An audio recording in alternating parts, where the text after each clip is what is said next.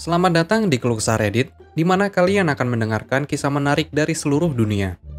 Kali ini adalah beberapa kisah tentang tema malicious compliance yang singkatnya memberi pelajaran kepada seseorang yang ngeyel alias kolot. Berikut ceritanya. Cerita pertama. Burger matang tidak cukup matang. Ini arang daging pesananmu.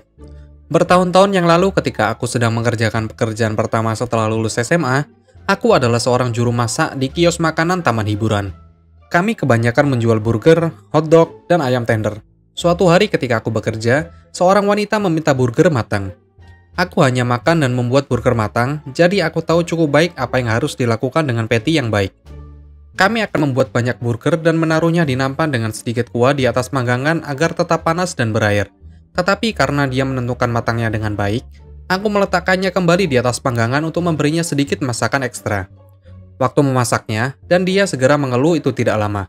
Aku bilang oke dan memasaknya kembali selama beberapa menit sampai terbakar dan kering. Kirim kembali dan tidak hanya itu tidak cukup baik. Dia bertanya apakah aku terlalu bodoh untuk memasak burger yang tepat. Pada saat itu, aku hanya bosan. Aku mendapat pesanan yang menumpuk dan ini terlalu lama. Aku menaruh patty lain di atas panggangan, meletakkan spatula di atasnya, lalu menyeimbangkan nampan burger di atas spatula. Dan kemudian aku fokus pada pesanan lainnya.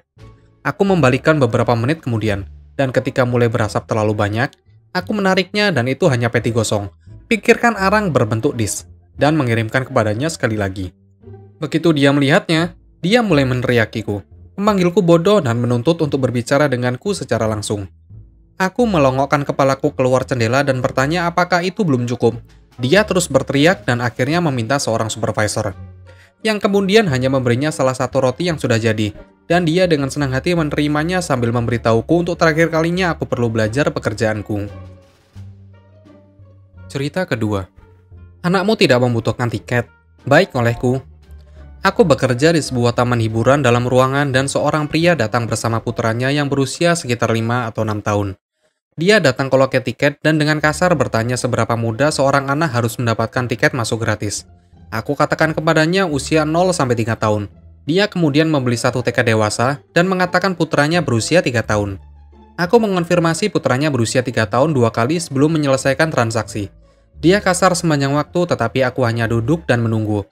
Kami memiliki area zona anak terpisah yang dikenakan biaya tambahan tetapi anak-anak harus berusia minimal 4 tahun untuk masuk. Pria itu kembali meminta tiket ke zona anak dan aku tegaskan anak-anak minimal harus berusia 4 tahun.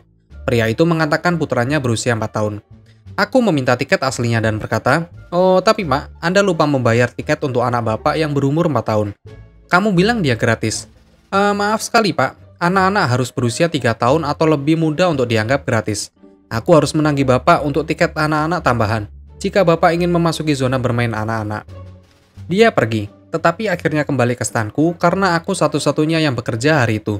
Dia membayar tiket masuk anak-anak dan tiket zona anak-anak untuk usia balita taman kanak-kanaknya. Cerita ketiga. Kamu telah menggunakan perangkat yang rusak setiap hari. Bagaimana mungkin? Ceritanya dari pekerjaan manajemen pertama dulu sekali ketika mainframe menguasai dunia. Aku bekerja untuk universitas yang mencoba menjadi progresif dalam peningkatan sistem.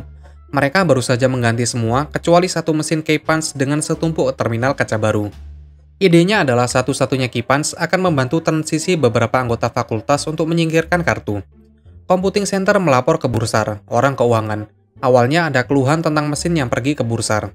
Kami diberitahu dengan tegas kalau mereka tidak ingin mendengar lebih banyak tentang mesin yang akan pergi. Sekitar 6 bulan kemudian, kami mengumumkan keypunch tidak akan lagi dipakai dalam 2 minggu. Bedlam terjadi. Banyak keluhan ke Bursar. Bursar marah. Kami sepakat mengadakan rapat fakultas untuk membahas masalah itu. Kami bertemu di ruang konferensi eksekutif yang terletak di sebelah kantor Bursar.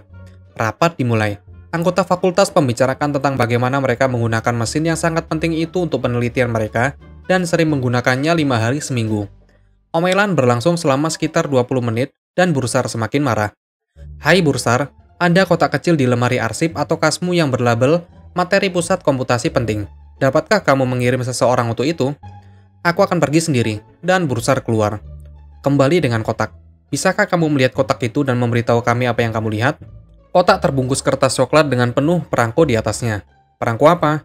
Sepertinya itu stempel resmi yang diterima dari kantorku dengan tanggal sekitar 6 bulan yang lalu di atasnya. Bisakah kamu membukanya? Mereka membukanya dan membuang papan sirkuit ke atas meja. Apa itu? Ini papan kontrol untuk Keypans. Sudah ada di kotak itu, di lemari besimu selama 6 bulan terakhir. Keypans tidak berfungsi sejak hari itu. Terjadi keheningan di ruangan. Jadi, karena tidak ada yang menggunakan Keypans selama 6 bulan terakhir, apakah kita boleh membuangnya? Keypans telah dibuang pada hari berikutnya. Terima kasih, Dr. Fred. Terima kasih telah menonton video ini. Kalian bisa like, komen, dan subscribe channel ini. Sampai bertemu di video selanjutnya.